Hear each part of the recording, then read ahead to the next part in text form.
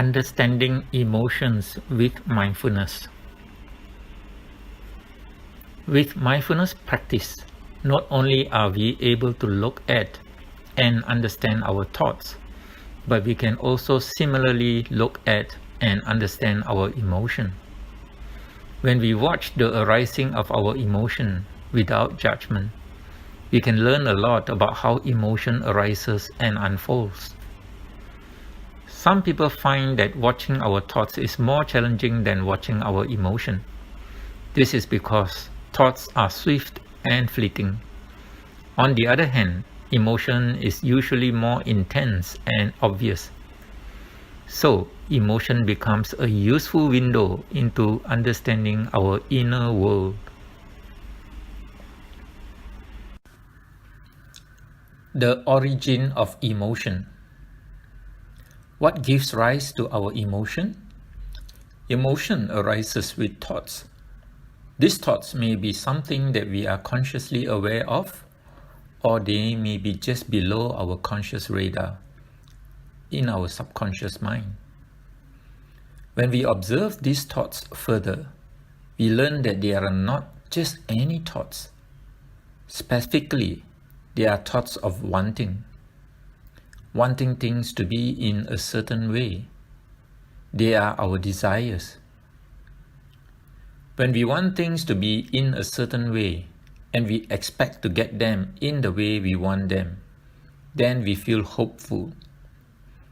On the other hand, when we want things to be in a certain way, and we expect not to get them in that way, we feel fearful and apprehensive.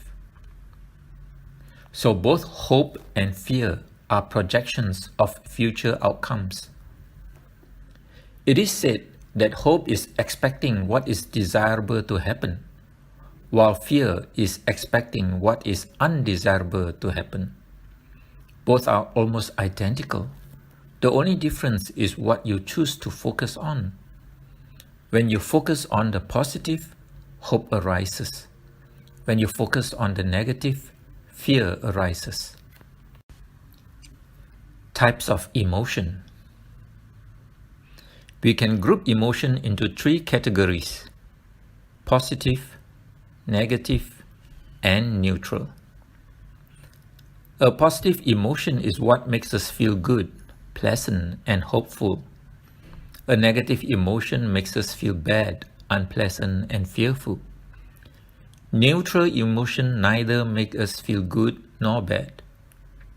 In general, we do not have a problem with positive or neutral emotion.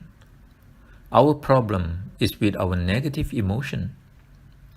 Thus, learning to understand and manage our negative emotion is essential to our well-being and happiness.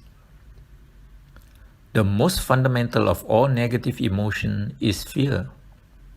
We can say that fear is the mother of all negative emotion. Fear manifests itself in a great variety of ways.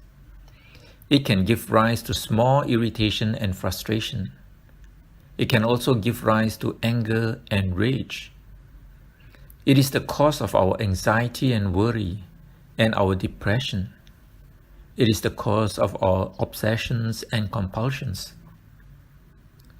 So, to manage our negative emotion well, we must learn and understand fear. We must be willing to face our fear, befriend it, and be totally familiar with it. Only then can we do something about it. If we deny it or hide it or push it away, we will not be able to confront it and know it well. We will be denying ourselves a great opportunity for transformation and growth. Understanding fear. We are often told that fear is an acronym for false evidence appearing real.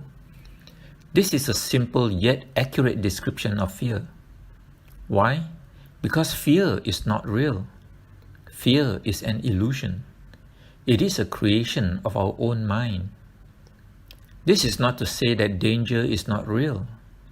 Danger may be very real, but fear is still optional. Fear arises when we feel threatened, physically or psychologically, or both. When we sense a lack of safety or security, we feel fearful. That is why safety is one of the human needs listed by Abraham Maslow. Fear manifests itself in many ways. Fear is mind-made, so it manifests itself as unpleasant sensation of the mind. When it is mild, it may manifest as mild irritation or discomfort, frustration, or a lingering sense of unease. As fear grows, this sense of unease becomes more obvious and troubling. We may even direct it outward, putting the blame on an external person, thing, or event. This may show up as anger or, in severe cases, rage or hatred. Unmitigated or uncontrolled fear is costly. Psychologically, it is painful and unpleasant. We often express fear in unhealthy ways in the form of anger and hatred, thus damaging or even destroying important relationships and friendships.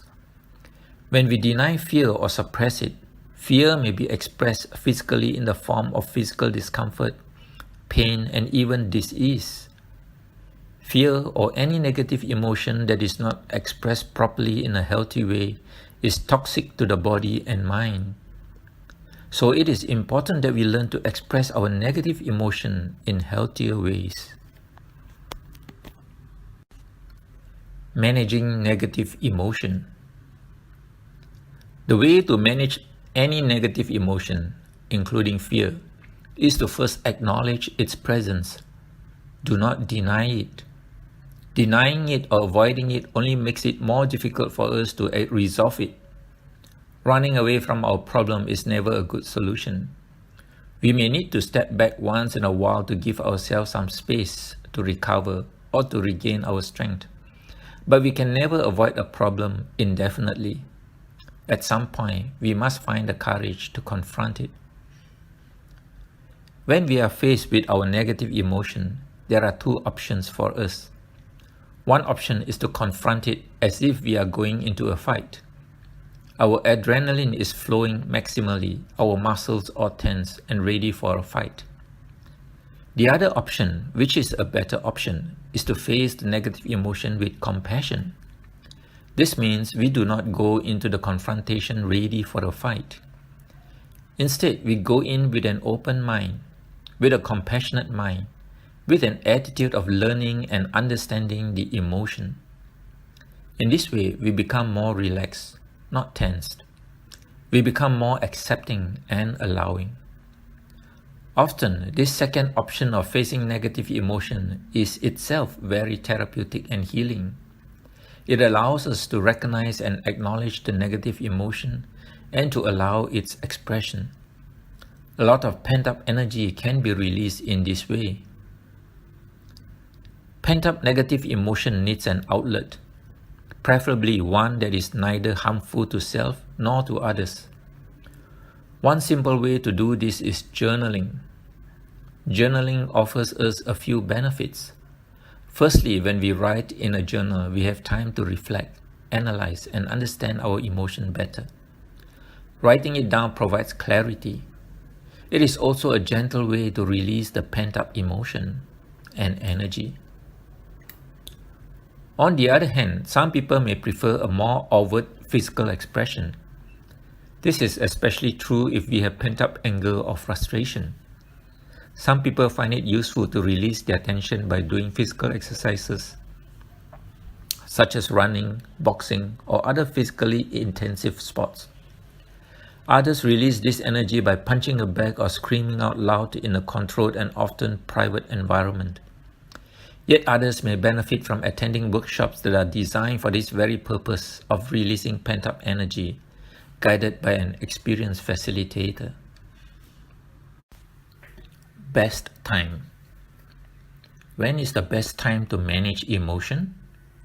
Well, the best time to manage emotion is before it arises, at the point when your thoughts arise.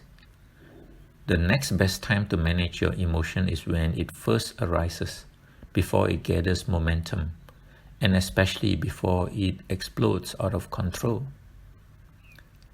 Let's use an analogy of the river.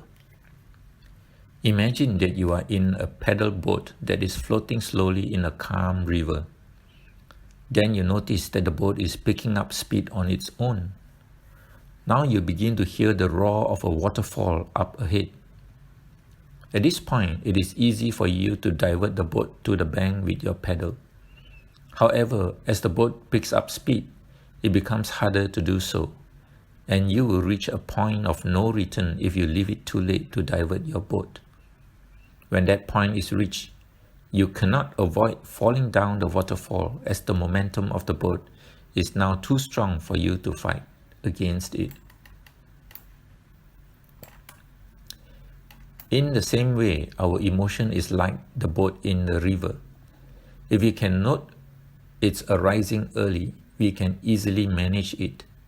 We can change our thoughts, replacing them with something more positive or useful. We can also divert our attention to a different topic, situation, person, or event. We can distract ourselves. In this way, we can diffuse our emotion. If we leave it too late, we may reach a point of no return with our emotion. By then, the inevitable outcome is that the emotion will burst or explode out in the open for all to see. Often, this complicates an already difficult situation. In this way, mindfulness is an essential and useful tool in managing our emotion, as it allows us to be aware of the arising emotion as early as possible. Summary. In short, mindfulness is a great tool to help us understand our emotion. It allows us to observe, reflect, and analyze our emotion, and to bring about an understanding of how our emotion arises and unfolds. It helps us to face our fear, to befriend it, and to finally be free of it. As Venerable Thich Nhat Hanh said, fearlessness is not only possible, it is the ultimate bliss. Thank you for watching this video, and for joining us in our transformation journey. If you like this and other similar videos, we invite you to subscribe to our Transformation Work YouTube channel. Click on the subscribe button now. We hope to see you again in our next video.